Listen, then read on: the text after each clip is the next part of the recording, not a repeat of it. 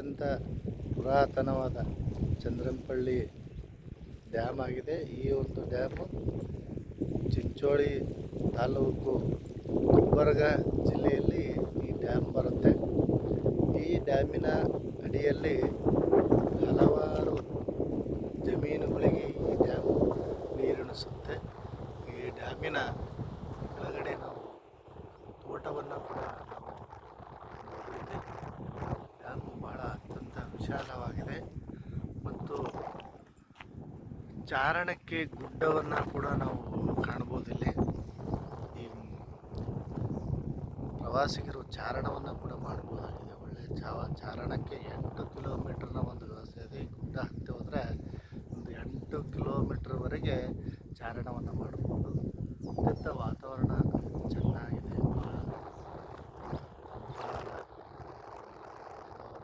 ಇಲ್ಲಿದೆ ಬಹಳ ಸುಂದರವಾಗಿರತಕ್ಕಂಥ ಪ್ರಕೃತಿ ರಮಣೀಯವಾದ ಸ್ಥಳ ಇದಾಗಿದೆ.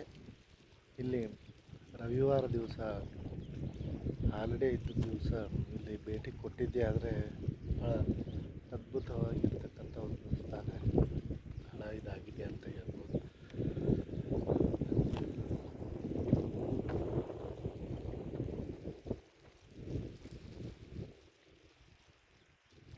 ನೋಡಿ ಸ್ಥಳ ಚಂದ್ರಂಪಳ್ಳಿ ಡ್ಯಾಮ್.